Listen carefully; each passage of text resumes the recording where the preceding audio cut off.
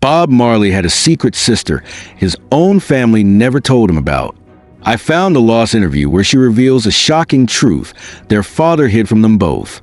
Her story exposes a painful family betrayal that Bob fought his entire life. Stay to the end to hear how they finally met. Under the heavy shadow of global fame that surrounded Robert Nesta Marley stood a quiet woman whose story was barely whispered. The woman named Constance Marley. Born in 1941, long before reggae exploded from the ghettos of Kingston to the neon streets of Tokyo and the cold arenas of Europe, Constance entered the world as the daughter of a wandering man and a woman who would raise her with no expectation of help. Her father, Captain Norval Sinclair Marley, was not the kind of man who stayed in one place for long. He belonged to the winds, to the marching boots of the British Army, to colonial paperwork in distant lands. But from his scattered footprints in Jamaica came more than just land surveys and paper trails. He left behind children, scattered like seeds across an island that was too small to hold so much separation. In Constance's early years, there was no whispered dreadlocks or redemption songs, no echo of Rasta chants or the pulsing rebellion of bass lines. Her life was stitched together in the narrow corridors of conservative Jamaican life, raised in a strict Jehovah's Witness household in Kingston. And while she quietly matured into a woman, somewhere far removed from her, another child of Norval Marley was emerging into a different reality, one filled with spiritual rage, political poetry, and an unbreakable rhythm that would one day command the attention of presidents and paupers alike.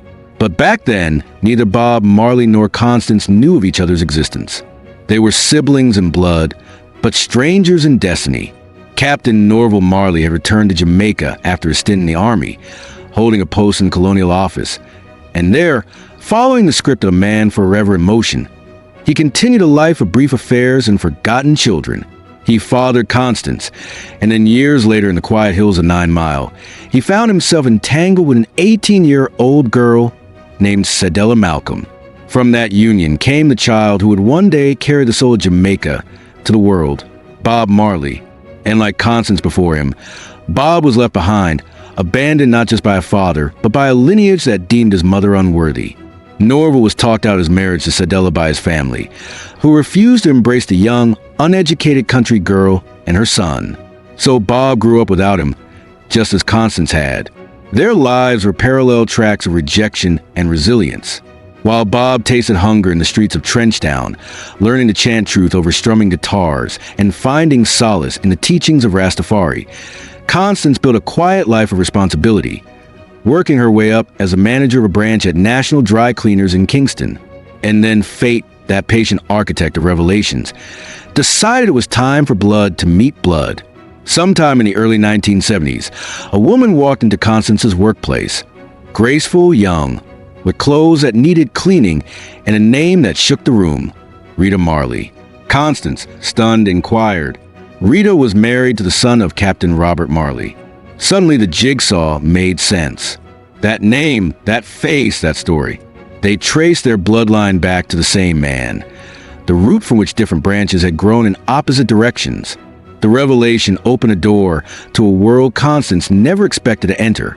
She was no longer a forgotten daughter of a forgotten man. She was Bob Marley's sister. The meeting with Bob was inevitable, and when it happened, it wasn't in some orchestrated media circus or emotional stage performance. It was real, human, and quiet. Just two grown adults, bound by history they did not create, trying to connect the torn pages of their family's lost chapters. Bob, on the brink of global blast through his deal with Island Records, embraced the sister he never knew. And Constance, with her grounded life and quiet faith, stepped into his orbit, not to bask in his fame, but to know her brother before the world made him untouchable. The Jamaica they both knew was crumbling under political violence, bloodshed, and economic ruin. For her safety and her family's future, Constance made the decision to leave. With her new husband, Mr. Maddox, she emigrated to New York, part of a wave of Jamaican souls searching for stability amidst the concrete jungles of America. In 1976, she gave birth to a son, Charles Maddox, in the heart of the Big Apple. And though her new life was worlds apart from the reggae revolution Bob was spearheading, the bond between them remained alive. Charles, in interviews years later, would recall the image of his uncle not as a legendary wailer, but as a fragile man hidden away in a New York hotel room, his dreadlocks gone, his strength dimmed by chemotherapy. Bob's battle with cancer had begun in 1977, and by 1980, it was devouring him. Constance, true to her Jehovah's Witness faith, stood by him with scripture and comfort, her presence a balm in the storm of impending death. These weren't just visits. They were sacred reconciliations. The siblings found each other not in celebration, but in suffering. And in that suffering, they connected more deeply than fame or fortune could ever allow. In May 1981, when the world wept for Bob Marley, Constance made the journey home. Her 5-year-old son, wide-eyed and innocent, didn't understand why people lined the streets like it was the coronation of a king. To him, Uncle Bob was just a soft-voiced man with kind eyes. But that day, he saw what legacy meant. That funeral wasn't for a reggae singer. It was for a prophet, a warrior, a man who transformed his personal pain into anthems of global hope. Constance buried her brother not just as family, but as a witness to the contradictions of fame and the quiet dignity of real love. She returned to her quiet life in New York. But time, ever the patient sculptor, would push her further away from the noise. In the 1990s, she moved again, this time to Ocala, Florida. While the Marley estate became an empire and the debates over royalties and legacies played out in boardrooms and documentaries, Constance stayed in the margins, raising her son, holding on to her faith, keeping her memories unpolished by media spin.